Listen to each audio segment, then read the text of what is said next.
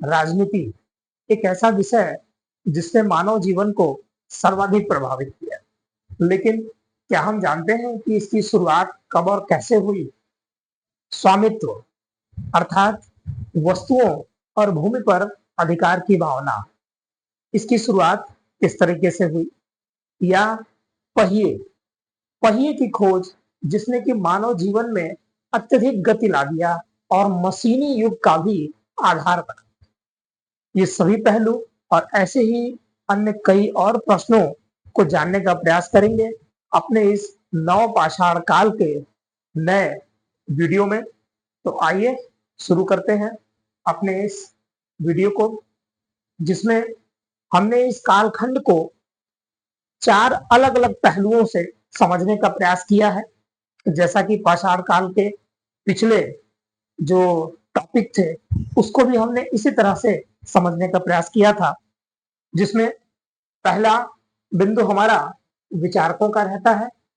इसी तरीके से दूसरे बिंदु में हम समझने का प्रयास करेंगे कि वे कौन से केंद्र हैं जो भारतीय उपमहाद्वीप में नवपाषाण काल के अंतर्गत आते हैं, तथा इस काल के लोगों ने किस प्रकार के औजारों का प्रयोग किया, और अंत में वे क्या विशेषताएं रही हैं जो इस समय के लोगों के जीवन से हमें प्राप्त होती हैं। एक एक कर सभी बिंदुओं को जानने का प्रयास करेंगे। सबसे पहले हम एक सामान्य रूप में यह अगर देखने का प्रयास करें कि नवपाषाण काल का जो परिचय है उससे आपको अवगत कराएं। नवपाषाण काल अर्थात नया पाषाण युग, नियोलिथिक एज, अर्थात पाषाण युग का वह कालखंड जो कि सबसे बाद का था। धातु से पहले का काल था और पाषाण युग के अंतर्गत यानी कि पुरा पाषाण, मध्य पाषाण और फिर नवपाषाण का यानी पाषाण युग का अंतिम दौर था। यह युग जाना जाता है अपने क्रांतिकारी बदलावों के लिए। बदलाव वे थे जो आगे चल करके मानवीय जीवन का आधार बने। अर्थात इस समय कुछ ऐसी पहल शुरू हुई जो आने वाले समय या आज तक का जो मानव जीवन है उसका जो आधार है वो इसी समय पर निर्मित हुआ, जिसमें हम बृहद रूप में कृषि की बात कर सकते हैं, हम पशुपालन की चर्चा कर सकते हैं, हम विनिमय की बात कर सकते हैं, हम पहिए की खोज की बात कर सकते हैं इत्यादि। ये सभी पहलू ये दर्शा रहे थे संयुक्त रूप में कि मानव ने प्रकृति के ऊपर नियंत्रण करना सीख लिया था और आज भी मानव की समस्त विकास की यात्रा प्रकृति पर या प्राकृतिक संसाधनों पर कहीं न कहीं अधिकार करने और उनको अपने अनुरूप परिवर्तित करने की जो भावना है उससे जुड़ी हुई है। मनुष्य ने इस कालखंड में जो बड़े बदलाव किए उसमें उसके स्वरूप में परिवर्तन ला दिया। जहां पहले वो यायावरी जीवन जीता था, खाना बदोशी का जीवन जीता था, यानी कि एक जगह से दूसरे जगह आता जाता रहता था, उसके जीवन में स्थायित्व का अभाव था। क्यों? क्योंकि वह उत्पादक नहीं था। इस कालखंड में हम पहली बार देखते हैं कि मानव खाद्य उत्पादक हो चुका है, जिसने कि उसे आत्मनिर्भर बना दिया। इस आत्मनिर्भरता ने ही मनुष्य के जीवन के विभिन्न पहलुओं को खोल करके रख दिया। जो विकास का क्रम शुरू हुआ वो आज तक अनवरत जारी है। इन्हीं सब कारणों से हम देखते हैं कि यह जो कालखंड था एक क्रांतिकारी युग के रूप में हमारे सामने आता है। इसके विषय में सर्वप्रथम जिस व्यक्ति ने, जिस विचारक ने चर्चा किया था वे जॉन लुबाक थे, जिन्होंने अपनी पुस्तक प्री हिस्टोरिक टाइम्स में नवपाषाण कालखंड के विषय में पहली बार चर्चा किया था। इसी तरह से प्रोफेसर चाइल्ड का नाम भी एक महत्वपूर्ण विचारक के रूप में आता है, जिन्होंने इस कालखंड को एक संज्ञा दिया और यह कहा यह एक आत्मनिर्भर खाद्य उत्पादक अर्थव्यवस्था है। आत्मनिर्भर खाद्य उत्पादक अर्थव्यवस्था, यानी कि आत्मनिर्भरता का जो आधार है वो खाद्य का उत्पादन था।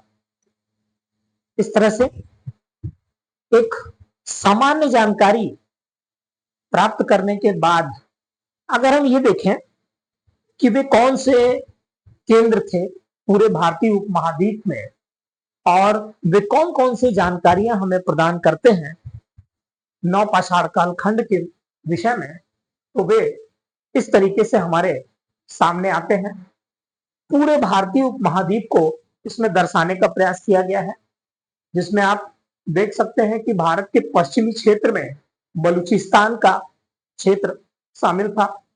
इसी तरह से जम्मू कश्मीर इसमें शामिल था, राजस्थान, बिहार, विंध्य का क्षेत्र, उड़ीसा। दक्षिण भारत में अगर हम जाएं तो हम देखते हैं कि कर्नाटक का क्षेत्र इसमें शामिल था।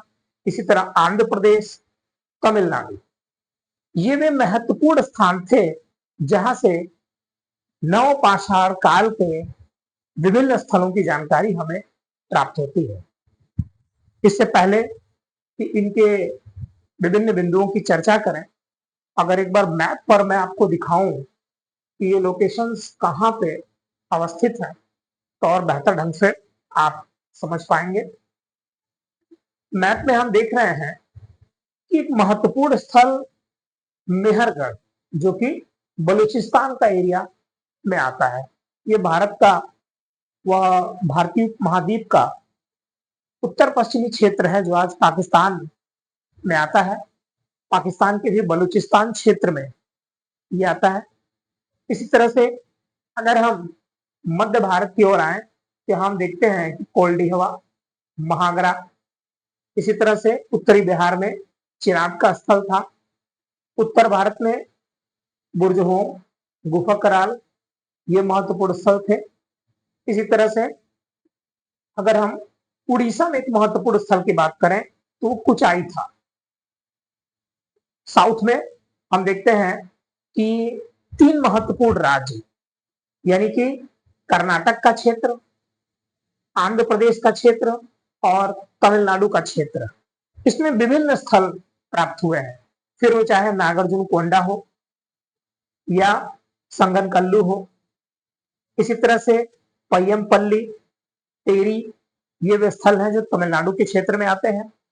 और कर्नाटक में हम देखते हैं कि टेक्कलकोटा, पिकलीहल, हल्लूर, ब्रह्मगिरी, ये सभी महत्वपूर्ण स्थल हमें दिखते हैं। अब हम वापस आते हैं अपनी पिछली चर्चा पर, जिसमें हम बात ये कर रहे थे कि बलूचिस्तान का मेहरगढ़ क्षेत्र, जिसकी चर्चा मध्य पाषाण काल के अंतर्गत भी हुई थी, कि मध्य पाषाण काल के अंत में वहां से कृषि के कुछ साक्ष्य हमको दिखना आरंभ हो जाते हैं। अगर यहाँ थोड़ी सी बात समय विभाजन को लेकर हो जाए तो नवपाषाण काल को हम मोटे तौर पे भारतीय उपमहाद्वीप के संदर्भ में 7000 बीसी से आगे मान सकते हैं। अगर इसको हम वैश्विक स्तर पर देखें तो 9000 बीसी तक भी हमें इसके साक्ष्य प्राप्त हुए हैं, यानी कि वैश्विक स्थिति तो 9000 बीसी की है, परंतु जो भारत में स्थिति है वो 7000 बीसी के आसपास में नवपाषाण काल आरंभ हो रहा है। अब यही वो समय है जिस समय भारतीय उपमहाद्वीप में मध्य पाषाण काल खत्म हो रहा था और नवपाषाण काल की शुरुआत हो रही थी। ऐसे में मेहरगढ़ एक महत्वपूर्ण केंद्र के रूप में सामने आ रहा है, जहां पर कृषि की शुरुआत मध्य पाषाण काल के एकदम अंतिम समय में शुरू हो रहा है और वह नवपाषाण काल के लिए आरंभिक बिंदु साबित होता है। इसीलिए मध्य पाषाण काल से लेकर नवपाषाण काल, फिर ताम्रपाषाण काल और अंत में कांस्य युगीन सभ्यता, यानी कि इंडस वैली सिविलाइजेशन तक, और यहां तक कि तांबे के जो साक्ष्य, जो कि ताम्र पाषाण कालीन से जुड़ेगा, तांबे को गलाने के भी जो साक्ष्य हैं वह मेहरगढ़ से प्राप्त हुए थे।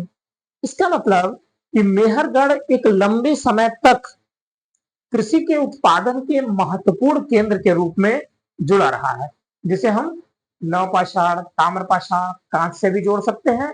और हम यह भी देख रहे हैं कि तांबे गलाने का भी साक्ष्य यहाँ से प्राप्त हमें हुआ है। इसी तरह से यह स्थल इस रूप में भी जाना जाता है कि यहाँ पर कच्ची ईंटों के जो मकान हैं वह भी प्राप्त हुए हैं, अर्थात कच्ची ईंटों के जो आयताकार मकान हैं वह भी हमें प्राप्त होना शुरू हो गए थे, जो कि आगे चलकर इंडस वैली सिविलाइजेशन के लिए आधार बनेगा। क्योंकि मेहरगढ़ की अगर स्थिति हम देखेंगे तो हम देख रहे हैं कि यह सिंधु नदी के पास का क्षेत्र है, जिसके कि आसपास ही पूरी सैंधव सभ्यता बसी थी। ऐसे में ये हमारे लिए एक महत्वपूर्ण केंद्र के रूप में सामने आता है। इसी के साथ अगर हम ये देखें कि यह किन वस्तुओं का उत्पादन कर रहा है, हम देखते हैं कि गेहूं, जौ, कपास, जो कि सभी बड़े महत्वपूर्ण है। जहां गेहूं और जौ हमारी खाद्य श्रृंखला का मुख्य आधार था, इसी तरह से कपास हमारे वस्त्रों के लिए बहुत ही उपयोगी था। ये सभी का उत्पादन हमको यहाँ से प्राप्त होता हुआ दिखता है। अब दूसरा महत्वपूर्ण स्थल नवपाषाण काल के संदर्भ में हम जम्मू कश्मीर को देखते हैं, जहां पे दो स्थल मिले हैं, एक बुर्जहोम है और दूसरा गुफक कराल है। जहां तक प्रश्न बुर्जहोम का है तो हम देखते हैं कि मछली का शिकार करना, यानी मछली पकड़ना, इसी तरह से कृषि व पशुपालन और मानव को कुत्ते के साथ दफनाने के जो साक्ष्य हैं, यह साथ में गर्त आवास के साक्ष्य भी यहां से प्राप्त हुए हैं।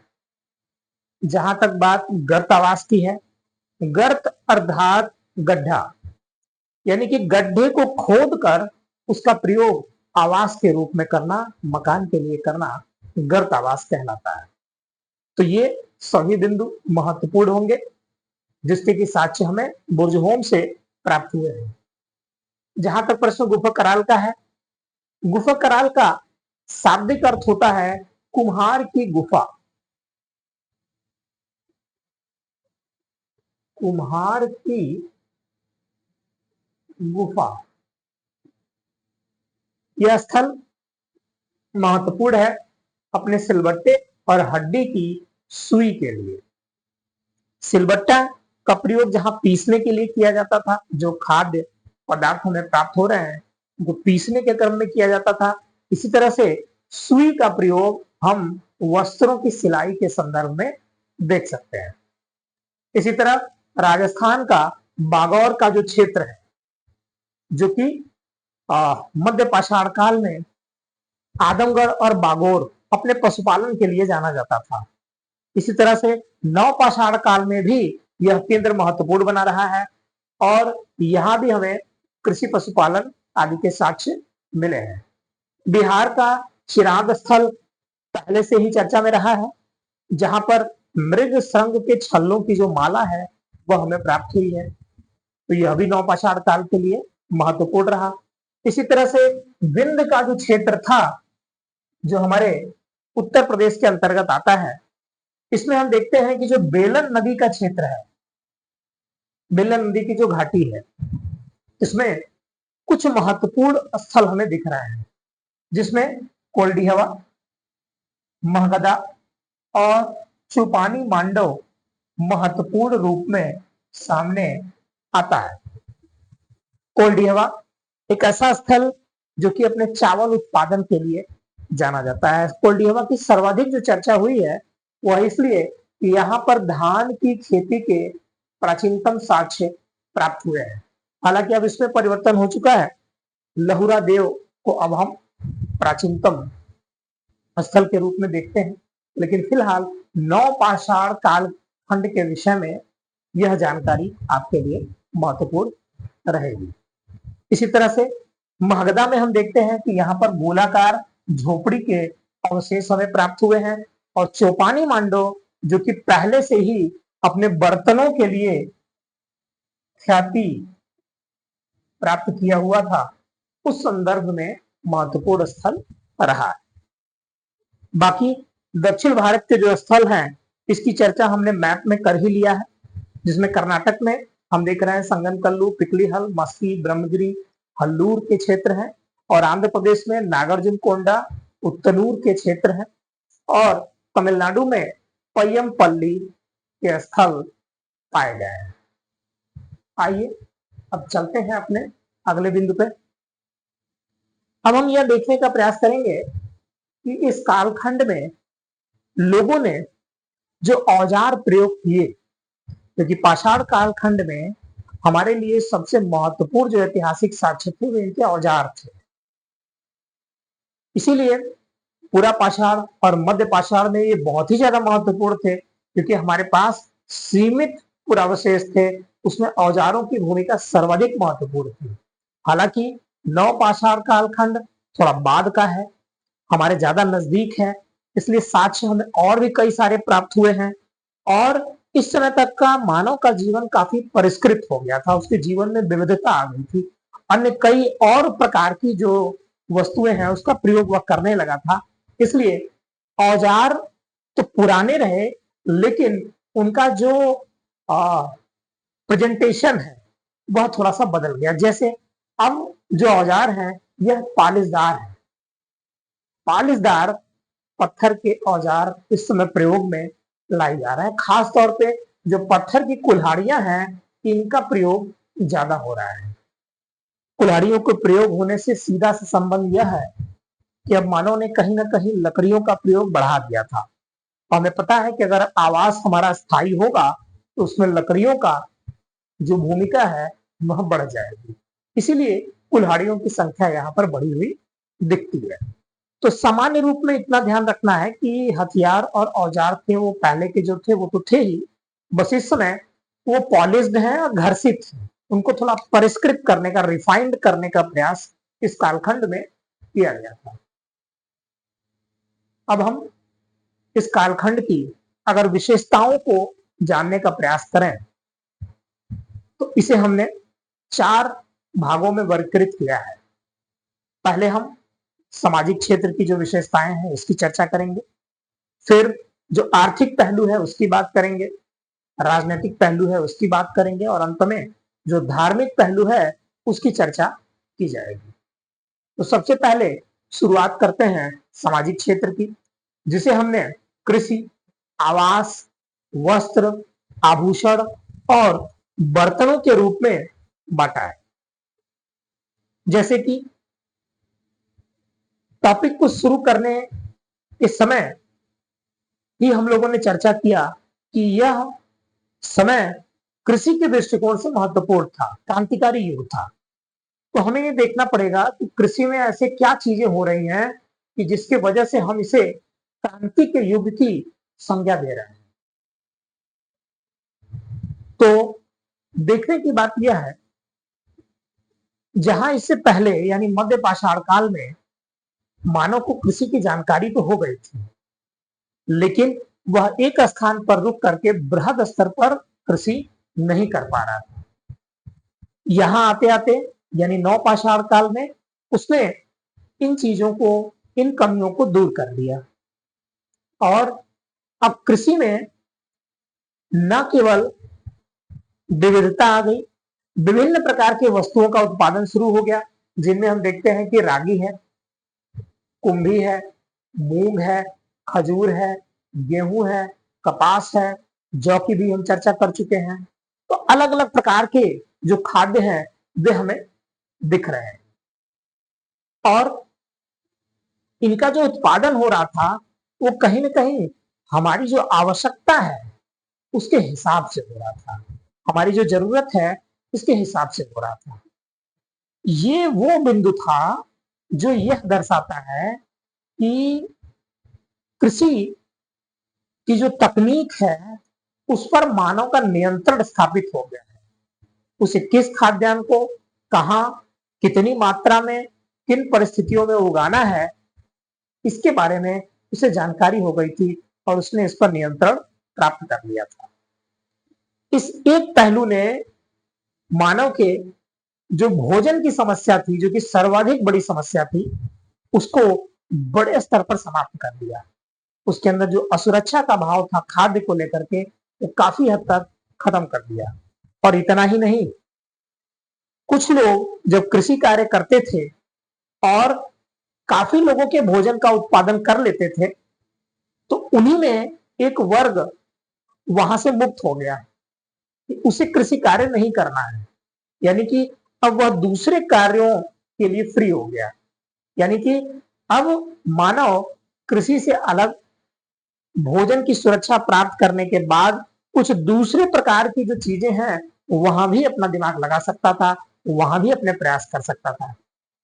इस प्रवृत्ति ने, इस व्यवस्था ने विभिन्न प्रकार के परिवर्तन उत्पन्न किए, जिसे हम क्रम से अगर देखने का प्रयास करें तो सबसे पहली बात तो हम आवास के रूप में देखते हैं, क्योंकि कृषि के लिए हमको एक स्थान पर रुकना पड़ता है।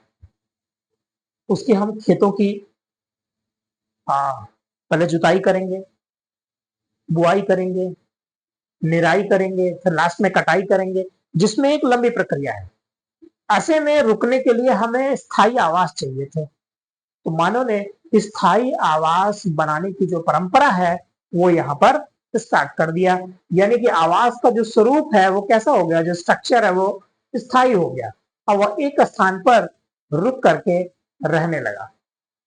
इसी तरह से अगर वो एक स्थान पर रुक रहा है तो इसी क्रम में अगर हम बर्तन से जोड़ करके देखें तो जो खाद्य का उत्पादन हो रहा है उसे हमें सुरक्षित करने की भी आवश्यकता है, तो हमें बर्तनों की आवश्यकता है। जब हम उसे पका रहे हैं उसके लिए भी हमें बर्तनों की आवश्यकता है। क्यों? क्योंकि आग के विषय में जानकारी तो पहले से थी, पूरा पाषाण काल में भी, मध्य पाषाण काल में भी हमने उसके ऊपर कुछ नियंत्रण पाया था, और अब हम तो पूर्ण रूप में उसका प्रयोग जान गए थे। यानी कि चाहे खाद्यान्न को सुरक्षित रखना हो, भोजन को पकाना हो, भोजन को करना हो, इन सभी के लिए हमें बर्तनों की आवश्यकता थी। और हमें पता है कि हमारे पास एक ऐसा वर्ग आ गया है कि जो कृषि से मुक्त है, जो खाद्य सुरक्षा की समस्या से फ्री हो चुका है। अब वो क्या कर रहा है? वह हाथ से, चाक से विभिन्न प्रकार के बर्तनों का निर्माण कर रहा है। यानी कि हम देखते हैं कि कुंभकारी की जो प्रणाली है वह इस समय स्टार्ट हो रही है, और हाथ तथा चाक के जो बर्तन हैं वह निर्मित होना शुरू हो गए। और इतना ही नहीं, ये बर्तन कैसे थे? ये बर्तन पालिशदार थे, जिन्हें कि हम पालिशदार मृदभांड या धूसर मृदभांड की संज्ञा भी देते हैं।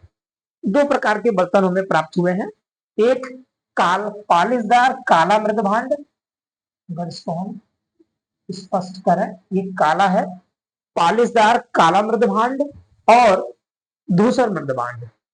अगर आपसे प्रश्न हो कि नवपाषाण काल के लोगों के बर्तन कैसे थे, पालिशदार काला मृदभांड था या धूसर मृदभांड था, जो कि हाथ या चाक से निर्मित थे। ये एक बड़ा बिंदु था। क्यों? चाक का अभिप्राय है एक गोल संरचना। यही वो संरचना थी जो आगे चल करके पहिए का रूप लेगी, जिसमें कि बैलगाड़ी, रथ इत्यादि प्रकार के जो मानव के आवागमन से संबंधित पहलू थे उसकी खोज की, जो आगे चलकर मशीनी युग का भी आधार बना। विभिन्न प्रकार के मशीनों में अगर आप देखें तो गोल चक्कों का प्रयोग होता है। तो ये जो आरंभ था ये यही नहीं रुका, इसने आवागमन के साधनों में विस्तार किया और विभिन्न प्रकार के नए अन्य तकनीकों का भी विकास किया। तो हम देख रहे हैं किस तरह से कृषि ने हमारे आवास को परिवर्तित किया, फिर हमारे बर्तनों की स्थिति को बदल दिया, और इसी रूप में जब हम वस्त्र और आभूषण की चर्चा करते हैं, जो कि कहीं ना कहीं मानव की वे आवश्यकताएं हैं जो कि उसकी शौक से जुड़ी हुई है। यानी कि भोजन की व्यवस्था अब हम कर चुके हैं, अब हमें विविधता युक्त आभूषण चाहिए, वस्त्र चाहिए। कपास का उत्पादन हम पहले से कर रहे थे, जिसके कि साक्ष्य हम देख रहे हैं कि उत्तनूर का जो स्थल है वहां से कपड़े के साक्ष्य मिले हैं, जो कि दक्षिण भारत में है। इसी तरह से आभूषण के संदर्भ में हम देखते हैं कि टेक्कल कोट नामक एक स्थल है जहां से सोने की बाली प्राप्त हो रही है। यानी कि ये दोनों पहलू कहीं ना कहीं मानव के परिष्कृत जीवन, जो उसका सुरक्षित जीवन के पश्चात जीवन में विविध जो रंग होते हैं, जो हमारे कला के माध्यम से अभिव्यक्त होते हैं, हमारे अलग अलग प्रकार की जो गतिविधियां होती हैं उसके माध्यम से अभिव्यक्त होते हैं, उसकी शुरुआत हम यहाँ देख पा रहे हैं। इसी तरह से अगर हम आर्थिक क्षेत्र की बात करें तो हम देखते हैं कि ये वो समय था जिसमें कृषि और पशुपालन अपने परिपक्व रूप में पहुंच चुका था। यानी पिछले काल की तुलना में अगर कृषि व पशुपालन अच्छी स्थिति में है तो इससे हमारे पास विभिन्न प्रकार के जो उत्पाद हैं यह प्राप्त हो जाते हैं। जैसे कृषि में विभिन्न प्रकार के फसल हो गए, पशुपालन में चाहे वो मांस हो या विभिन्न प्रकार के भोज्य उत्पाद हो गए। अब इन वस्तुओं को लेकर के विभिन्न प्रकार के जो क्षेत्र थे, जो गांव थे, गांव के संदर्भ में भी यह बात ध्यान रखने योग्य है कि जब स्थायी आवास की बात हुई थी तो हम देखेंगे कि गांव की जो शुरुआत है, जो आज के गांव है, इसकी जो नींव है वो यहीं पर पड़ी थी। तो दो क्षेत्रों के बीच में जो वस्तुओं का आदान प्रदान था, जो आगे चलकर व्यापार का आधार बना, उसकी शुरुआत भी यहाँ पर हमको दिखने लगती है। हम ये तो नहीं कह सकते कि व्यापार की शुरुआत जो मुद्रा प्रणाली से हम जोड़ करके देखते हैं वह शुरू हुआ, नहीं, लेकिन कुछ वस्तुएं अगर मेरे पास है, कुछ वस्तुएं दूसरे गांव के पास में है, तो हम अपनी वस्तुएं उनको दे करके और उनकी वस्तुएं अपने पास ले करके आपस में आदान प्रदान करते थे, जिसे विनिमय प्रणाली कहा जाता है। यानी कि व्यापार की जानकारी तो हमारे पास नहीं है, लेकिन विनिमय वो पहलू था, यानी कि एक्सचेंज ऑफ कमोडिटीज, वस्तुओं का आपस में आदान प्रदान, वह पहलू था जिसने आगे चल करके जो व्यापार प्रणाली थी उसकी नींव यहां पर रख दी थी। इसी तरह से चूंकि स्थायी जीवन में कृषि की प्रचुरता थी और जब एक बड़ा वर्ग इस रूप में सामने आ रहा है कि वो अलग तरह के कार्य कर रहा है, तो हम देख रहे हैं कि नए प्रकार के व्यवसायिक वर्गों का भी जन्म हो रहा है, जिसमें कि कुम्हार है जो कि बर्तन बना रहा है, बढ़ई है जो कि लकड़ी का काम कर रहा है, और कृषक है जो कि कृषि उत्पादन से जुड़ा हुआ है। यानी कि समाज में एक सामाजिक वर्गीकरण की जो स्थिति है वह पहली बार हम नवपाषाण कालखंड में ही देख पा रहे हैं। अब इसने एक नई स्थिति को उत्पन्न किया, और वो क्या थी? भूमि और संपत्ति पर अधिकार को लेकर के जो भावना है वो यहां पर पहली बार हमारे सामने आती है। हालांकि अभी सामूहिकता की भावना ज्यादा प्रबल थी। मानव कहीं ना कहीं अपने गांव के प्रति, जो उसके अपने परिवार और परिवार से जुड़ी अन्य वंशावली है, उसको लेकर के ज्यादा समर्पित था। ऐसे में सामूहिक संपत्ति की अवधारणा तो प्रबल थी। हाँ, व्यक्तिगत संपत्ति की भी जो सोच है उसकी कुछ हमको पहलू दिखते हैं। भावना ज्यादा प्रबल सामूहिकता की ओर थी, लेकिन व्यक्तिगत संपत्ति की सोच भी दिखती है। यानी कि यह वस्तु मेरी है, यह भूमि मेरा है, यह जो भाव है वह यहां से दिखना आरंभ हो जाता है। इसी तरह से जब हम इस पूरी व्यवस्था को देखते हैं तो इस व्यवस्था में जो सबसे महत्वपूर्ण पहलू था वो था कृषि, क्योंकि कृषि के इर्द गिर्द ही सारी चीजें चल रही हैं। कृषि ने ही वह खाद्य सुरक्षा का पहलू उत्पन्न किया था, जिसकी वजह से बाकी वर्ग फ्री होकर के अन्य कार्यों को कर पा रहा था। ऐसे में जो कृषक वर्ग था उसकी महत्ता बहुत ज्यादा बढ़ गई, और उसमें कौन था? उसमें पुरुष शामिल था। ये वो बिंदु था जहां पर पुरुषों ने महिलाओं के ऊपर लीड लिया, यानी कि जो ज्यादा इंपॉर्टेंट वस्तु है उसके उत्पादन में अगर पुरुष अपनी भूमिका को महत्वपूर्ण रूप में दिखा रहा है तो यह समाज में पुरुषों की स्थिति को उच्चतर बना रहा है, उनको हायर पोजीशन में रख रहा है, जिस वजह से समाज का जो चरित्र है वह पितृसत्तात्मक स्वरूप का हो गया, जो आज तक भारतीय उपमहाद्वीप या विभिन्न क्षेत्रों में हमें दिखता है, जिसका आधार इन्हीं रूपों में निर्मित हुआ था। इसी तरह से अगर हम राजनीतिक क्षेत्र की चर्चा करें तो सामान्य रूप में हम देखते हैं कि चूंकि हमारे पास जो साक्ष्य मिले हैं पुरावशेष हैं, कोई विशेष जानकारी तो इस कालखंड के विषय में नहीं है, लेकिन चूंकि सामाजिक जीवन में हम ये देख चुके हैं कि किस प्रकार से एक अलग अलग सामाजिक वर्ग बने हुए हैं, किस तरीके से उनमें संपत्ति की जो भावना है वह आ चुकी है, यानी कुछ वस्तुएं किसी के पास ज्यादा है, कुछ वस्तुएं किसी के पास कम है। उसी के अनुरूप हम यह देखते हैं कि इनके जो आवास हैं उसमें भी एक विभिन्नता दिखती है, और वो क्या था? जैसे हमें गोलाकार आवास दिखते हैं और आयताकार आवास दिखते हैं। आज भी अगर हम अपने गांवों को देखें तो गांव में इस तरह के आवास हमको प्राप्त हो जाएंगे।